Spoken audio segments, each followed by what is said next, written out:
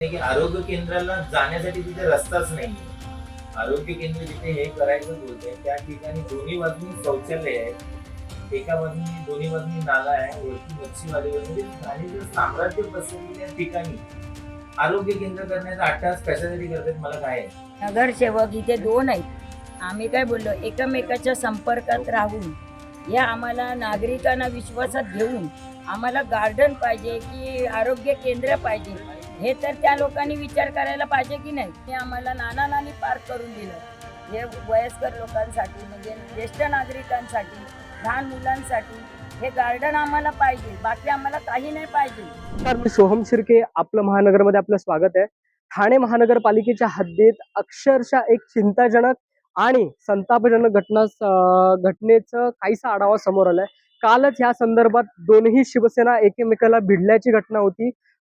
काही स्थानिक जागेवरती हेकेखोरपणा चालवून प्रशासनाने तिथे चुकीच्या जागेवरती आरोग्य केंद्र उभारले. इथे माझ्या पाठी तुम्ही बघू शकता, हे जे आहे हे आरोग्य केंद्र आहे. आणि हे जे माझ्या पाठी तुम्ही बघताय हा बाल उद्यान आहे, जिकडे हा जो प्रभाग आहे या प्रभाग समितीचा हा इथे छोटासा गार्डन होता, जो लहान मुलांच्यासाठी किंवा वयोवृद्ध लोकांसाठी चालण्यासाठी किंवा त्यांच्या एक काहीसा मनोरंजन केंद्रासाठी हा उभारण्यात आला होता. इथे माझ्या पाठी तुम्ही शिड्या, हे झुले देखील पाहू शकता. अचानकपणे काल इकडे ह्या प्रभागाला इकडे अर्धवट काम करून अर्धवट इथल्या सिमेंटचं रॅकिंग टाकून इथे महानगरपालिकेने आरोग्य केंद्र व्यवस्थापित केलंय. या संदर्भात शिवसेना उद्धव बाळासाहेब ठाकरे पक्षाचे शहाजी खुसपे म्हणजे ह्या प्रभाग समितीतील नगरसेवक यांनी ह्याचा तीव्र निषेध केला. ह्याचा विरोध करण्यासाठी इथे आले. इथली परिस्थिती अक्षरशः चिंताजनक आहे. इथे माझ्या पाठी जो तुम्ही नाला बघताय, इथे येण्यासाठी देखील नागरिकांना हयगई करावी लागते. इथे नाल्याच्या बाजूला दोन्हीकडे नाले सफाई नाहीये. खूप स्थानिक नागरिकांची इथे कुचुंबणा होते. तशा परिस्थितीत देखील त्यांनी इथे आरोग्य केंद्र उभारलंय. याऐवजी स्थानिक नगरसेवकांनी शहाजी खुसपे यांनी इतर ठिकाणी देखील ह्याचं व्यवस्थापन पर्यायी मार्ग म्हणून त्याला देण्यात आला होता. मात्र त्या आरोग्य केंद्राचा तिथे व्यवस्थापन न करता त्यांनी ह्या जागेत केल्यामुळे नागरिकांना खरंच खूप ह्याचा त्रास होतोय. आणि अलीकडे असं म्हणता येतं की पुढे काही वर्षातच या आरोग्य केंद्राचा जो भराव आहे तो निष्कर्षित करण्यात येईल आणि इथे जो आरोग्य केंद्रासाठी येईल तो स्वतःच आजारी पडेल, असे काहीसे नागरिकांचं म्हणणं आहे. जाणून घ्या नेमके नागरिकांची प्रतिक्रिया काय आणि नगरसेवकांचं म्हणणं काय. इतर पक्षीय लोक हे सर्व मिळून आम्ही तिथे एकमेव जे संत ज्ञानेश्वर नगर वासियांसाठी जी एकमेव जागा आहे, खेळण्याचं जे गार्डन होतं, जे 13 वर्ष धूळ खात पडलेलं होतं, त्याचं पुनरुज्जीवन करून परत ते खेळण्यासाठी योग्य करायला घेतल्यानंतर काही ठराविक लोकांनी त्या ठिकाणी आरोग्य केंद्र बनवण्याचा घाट घातला. पण त्यांना ह्या गोष्टी लक्षात येत नाही की आरोग्य केंद्राला जाण्यासाठी तिथे रस्ताच नाहीये.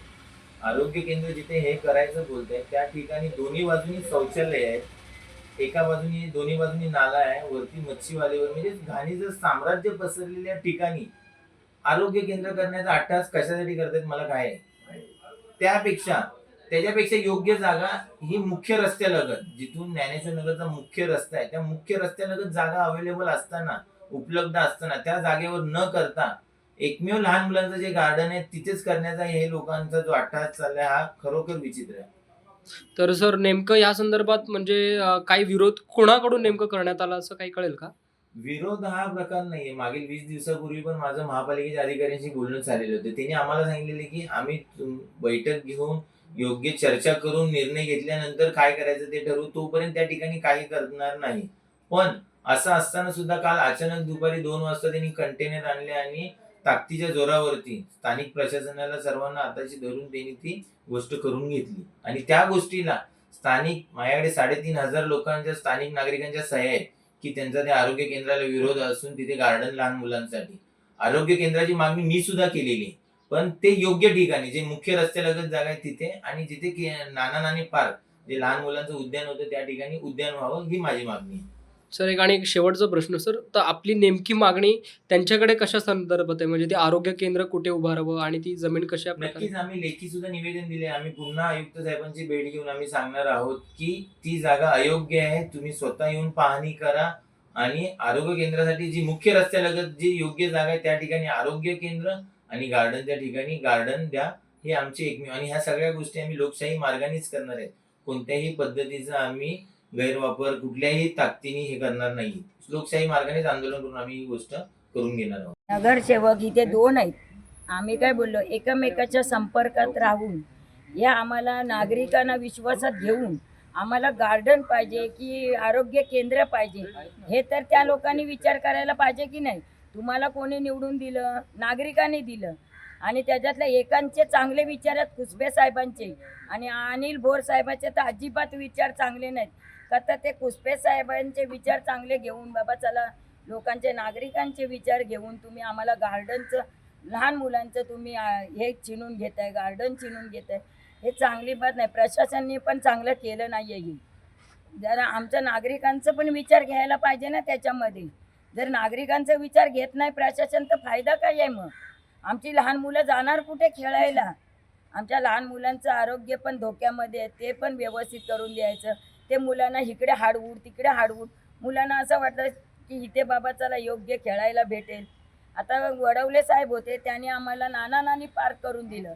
हे वयस्कर लोकांसाठी म्हणजे ज्येष्ठ नागरिकांसाठी, लहान मुलांसाठी हे गार्डन आम्हाला पाहिजे. बाकी आम्हाला काही नाही पाहिजे. आम्हाला ज्येष्ठ नागरिकांसाठीच आम्हाला हे करायचं आहे आणि लहान मुलांसाठी. हा तर ट्रेनला इथं बाथरूम आहे, बाथरूमला यावं लागतं. मुलं खेळत होती, मुलांसाठी चांगलं होतं ना. इथं म्हाताऱ्या माणसांना बसण्यासाठी पण जागा होती चांगली. आणि इथं टॉयलेटला येतात लोक, इथं कुठे हे आरोग्य केंद्र? अच्छा चांगलं नाही वाटत आहे ना. हा हे मधीच कसं काय केलं? एवढं वर्ष, किती वर्षापासून आहे हे नाना नानी पार्क, आणि आता त्या मध्ये बंद करून टाकलं. मुलांना खेळायचं पण बंद केलं. पहिले इथं मुलं खेळत होते, म्हातारे माणसं राहत होते, बसत होते, येत होते. आणि आता सगळं बंद करून हे मध्येच आणलंय. मग हे चांगलं नाहीये ना. तर तुम्हाला असं वाटत होतं का, म्हणजे ह्या वेळेला जेव्हा आरोग्य केंद्र इथं व्यवस्थापित करणार होते त्यावेळेला तुम्ही तुमच्यासोबत काही चर्चा झाली होती का? कारण का मूळचे स्थानिक तुम्ही आहात. नाही, आम्हाला विचारलंच नाही, कोणीच विचारलं नाही का इथं का असं बनवायचं तसं बनवायचं का, करायचं का असं, मुलांसाठी राहू द्यायचं का, आरोग्य केंद्र करायचं, काहीच बोलले नाही आमच्यासाठी. आम्हाला काही माहिती नाही, डायरेक्ट केलंय त्या लोकांनी.